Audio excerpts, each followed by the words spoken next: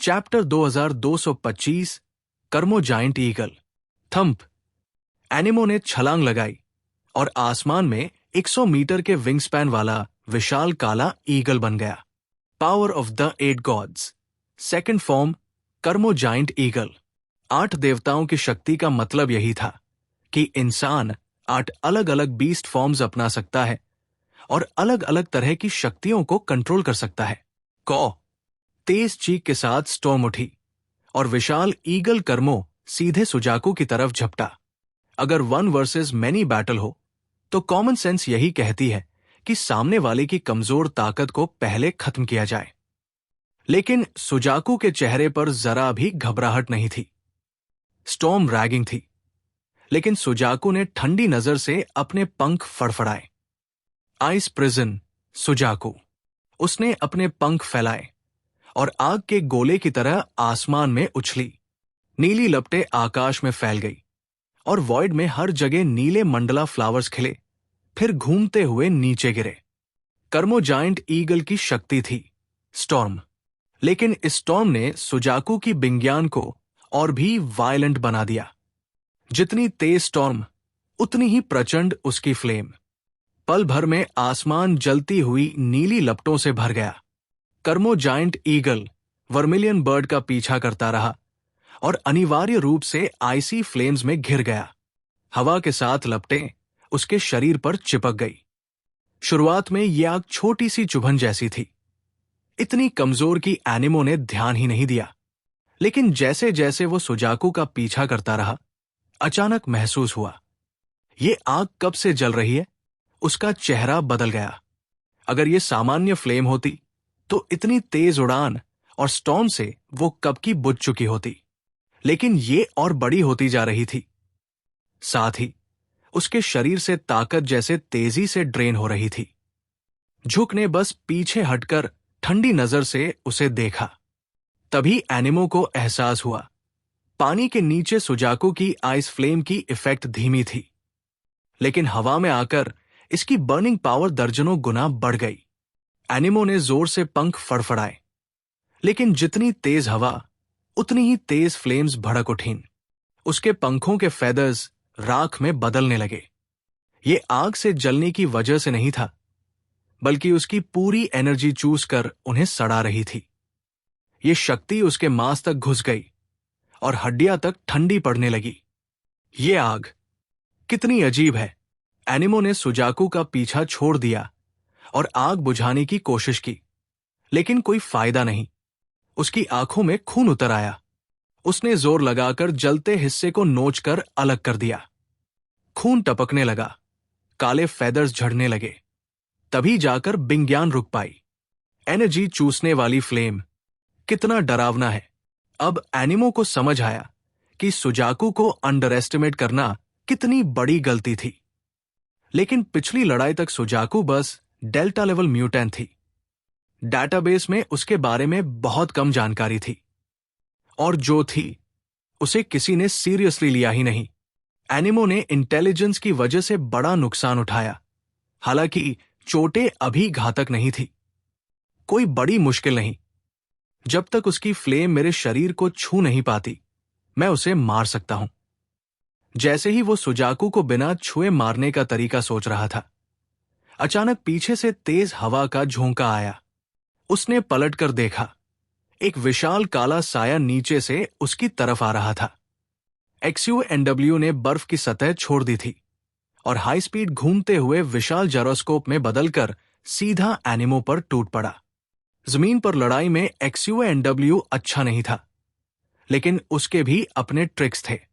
Black टॉर्टस जायरो अपनी armour की शक्ति से तेजी से घूमकर सीधे दुश्मन से टकराना। सीधा सादा लेकिन बेहद असरदार। एनिमो संभल भी न पाया और स्पिनिंग जायरो जैसी स्पीड से आए XUNW ने सीधे उसे टक्कर मार दी। पफ। कर्मो जाइंट ईगल का शरीर सीधे सामने से टकराया। हड्डियां टूटने की आवाज साफ सुनाई दी। यह कोलिशन इतना भयानक था कि एनिमो का शरीर लगभग 2 हिस्सों में बंट गया। उसने पंख बेतहाशा फड़फड़ाए। स्टॉर्म की शक्ति से अपना शरीर मोड़कर टक्कर का दबाव कम किया और आसमान में उछल गया। इस बार एनिमो पूरी तरह क्रोधित था। उसने लंबी चीख लगाई और पंखों से लगातार वायलेंट स्टॉर्म्स सुजाकू और XUA-NW की ओर बरसाने लगा। XUA-NW फिर से झील में गिरा और तुरंत मुंह खोलकर XUA-N ग्वैंग कैनन आसमान की ओर दाग दिया। बूम! न्यूक्लियर रिएक्टर एक्टिवेट हुआ। गले से शक्तिशाली एनर्जी निकली और सीधे स्टॉर्म से टकराई। एक ही टक्कर ने स्टॉर्म चूर चूर कर दिया। झुक ने एनिमो को घूरा। कर्मो जायंट ईगल के शरीर पर अब साफ घाव थे, XUA-NW की टक्कर से बने हुए, और वे हिस्से जो उसने बिंग्यान से बचने के लिए खुद फाड़ डाले थे। गो ऑन, सुजाकू ने XUA-NW से कहा। XUA-NW ने गर्दन ऊंची की, रिएक्टर और तेज हुआ और लगातार काले एनर्जी कैनन्स आसमान में दागने लगा। लगातार हमलों की फ्रीक्वेंसी ने एनिमो को पस्त कर दिया। चोटों की वजह से उसकी स्पीड भी घट गई थी। उसे लगातार घूम घूम कर XUA-NW की अटैक से बचना पड़ रहा था। जायंट ईगल फॉर्म उड़ सकता है और स्टॉर्म कंट्रोल कर सकता है। इस रूप की सबसे बड़ी ताकत फ्लाइट और स्पीड है, लेकिन अटैक पावर उतनी मजबूत नहीं, तो फायर पावर सप्रेशन से काबू पाया जा सकता है।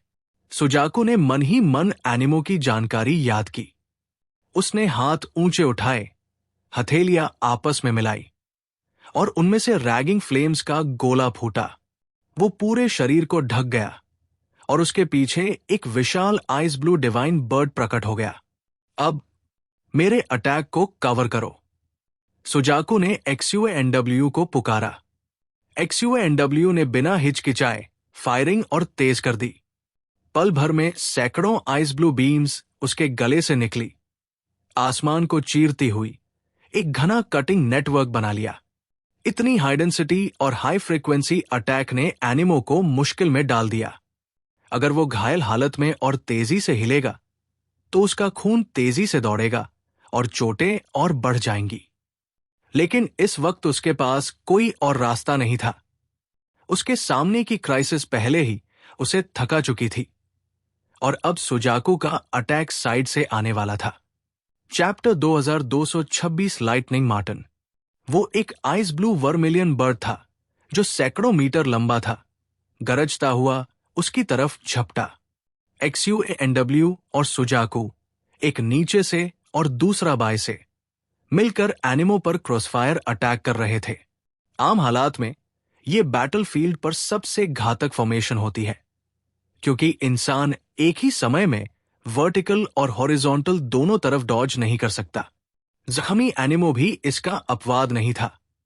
उसे अचानक एहसास हुआ कि अगर इस वक्त आइस प्रिजन सुजाकू की चपेट में आ गया तो हालात और भी बुरे होंगे, क्योंकि उसके पास इतना समय ही नहीं था कि वो उस आइस फ्लेम को बुझा सके जो लगातार उसकी एनर्जी को निगलता जाता।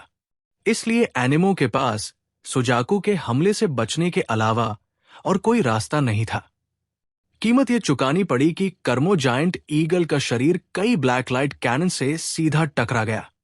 पुफ पुफ, उसका शरीर लगभग छलनी हो गया। जायंट ईगल का पेट मजबूत रक्षा वाला हिस्सा नहीं था। हाई एनर्जी कैनन के टकराव से वहां कई बड़े चीरे पड़ गए और खून चारों ओर छिटक पड़ा। एनिमो बहुत तकलीफ महसूस कर रहा था।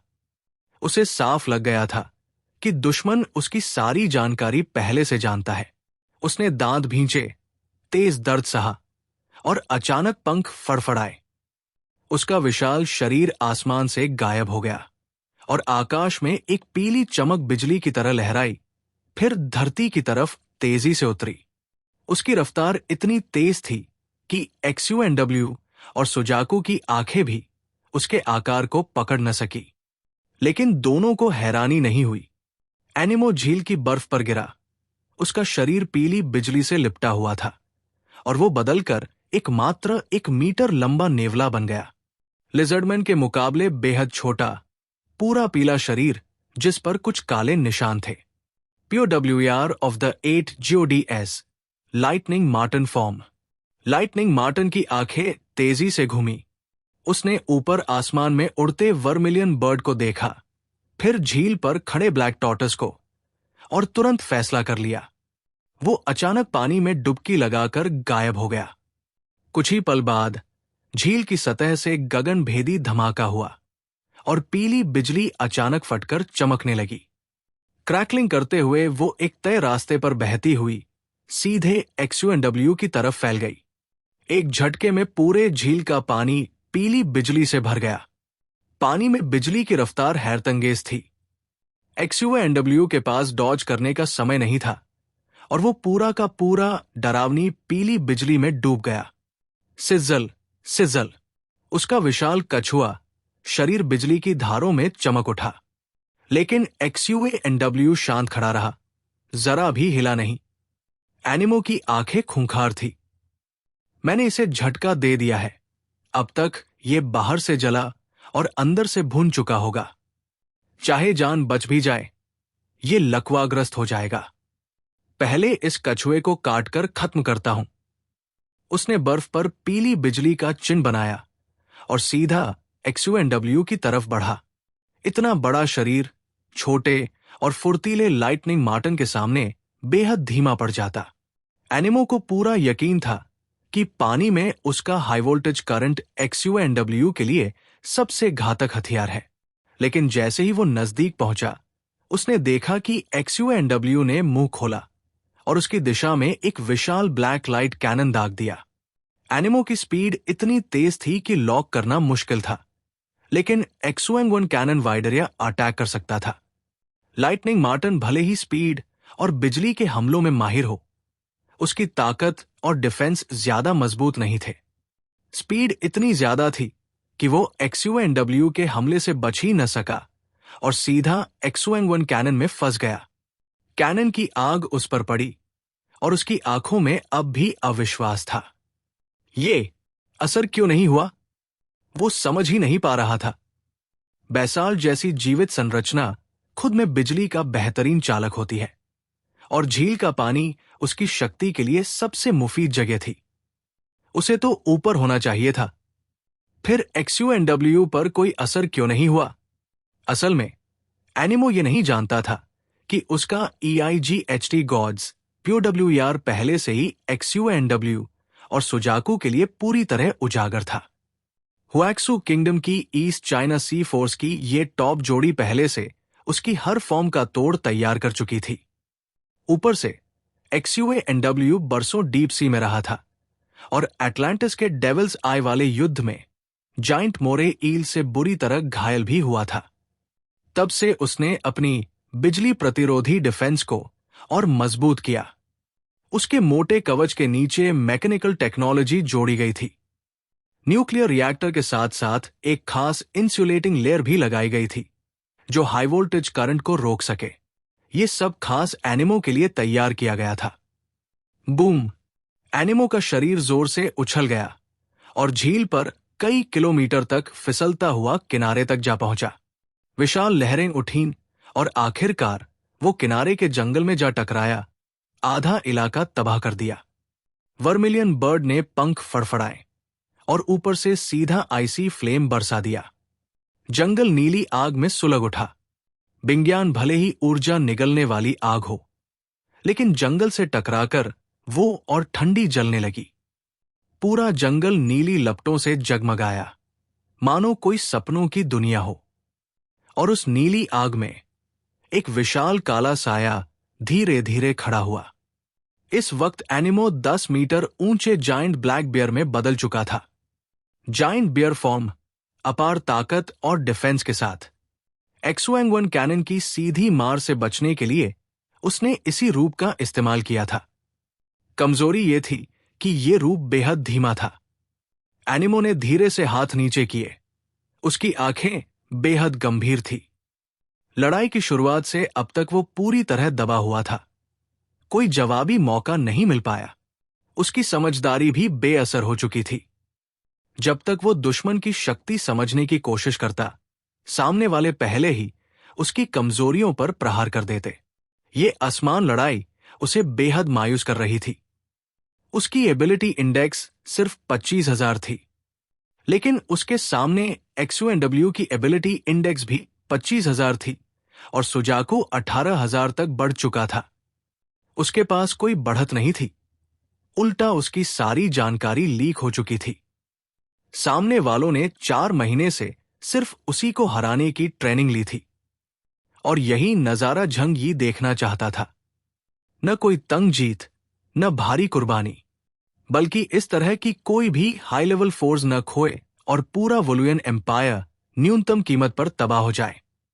प्यारे दर्शकों, प्लीज वीडियो को 800 लाइक और कमेंट जरूर करें। देखते हैं इस बार हमें कितने लाइक्स मिलते हैं। प्लीज सब्सक्राइब करें। Thank you so much.